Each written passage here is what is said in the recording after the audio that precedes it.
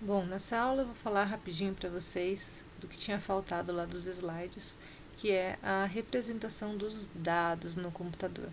Então, a representação dos dados, ela é feita basicamente com a representação binária, né? Então, o computador trabalha de forma digital, né? E nós temos os impulsos elétricos e sempre que eu quero gravar informações, eu tenho que dar uma maneira de transformar tudo isso de uma forma mais parecida possível ali com os impulsos elétricos, né? Então, eu tenho que transformar tudo em zeros e uns, né? Ligado e desligado, né? True ou false, assim por diante.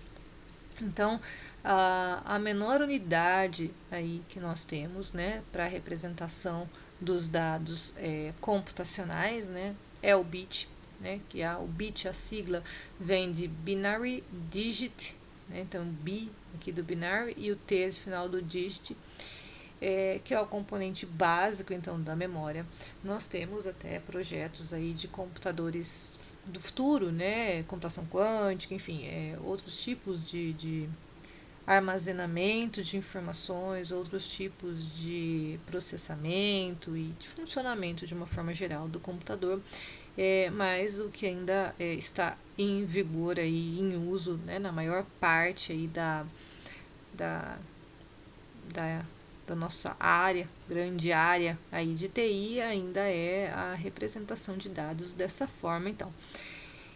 O bit é a menor unidade de informação, pode assumir dois valores, né, ou sentidos, que é um ou ligado e zero ou desligado. O byte é um agrupamento de 8 bits, então assim, lá na memória, né, do computador, tanto na memória mesmo de RAM, né, de processamento, como no HD, enfim, todo o processamento, né, no final das contas a gente está trabalhando ali com zeros e uns, mas esses zeros e uns agrupados ali em grupos de 8, né, é o que a gente chama de byte. E assim por diante, temos depois o megabyte, né, kilobyte, terabyte, né, gigabyte, terabyte, são todos agrupamentos dessa pequena unidade aí de informação que é o bit. Então, o byte é um agrupamento de 8 bits, normalmente corresponde a um caractere, que é letra, né, dígito numérico, caractere de pontuação. E com um byte é possível representar-se até 256 símbolos diferentes.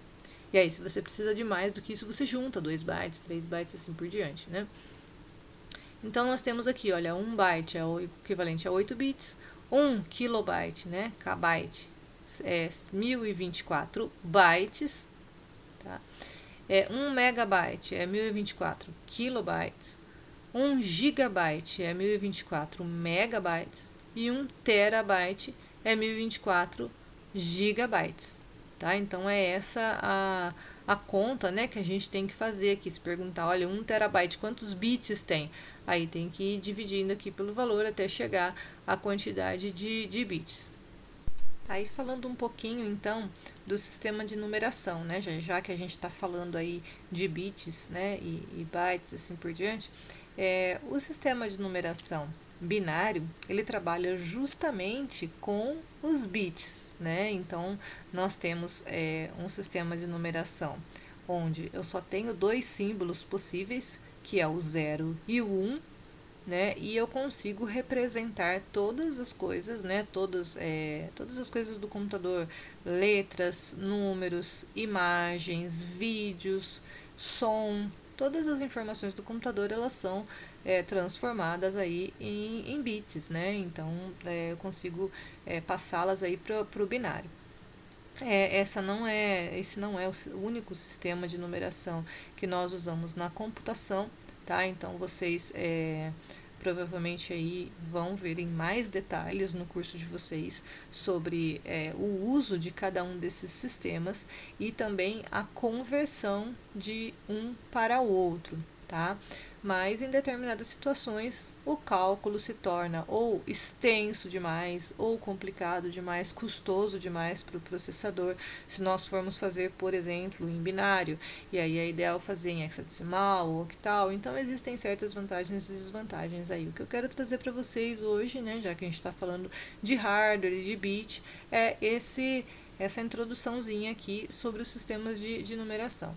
Então, o binário é justamente isso que eu falei, né, de transformar tudo ali para zeros e uns. O decimal é o sistema de numeração que nós já conhecemos aí, né, na matemática, que a gente já está acostumado a usar no dia a dia. O aqui, que é de 0 a 9, né, os símbolos que a gente usa aqui são 10 símbolos. O octal, ele utiliza 8 símbolos, então, para armazenar.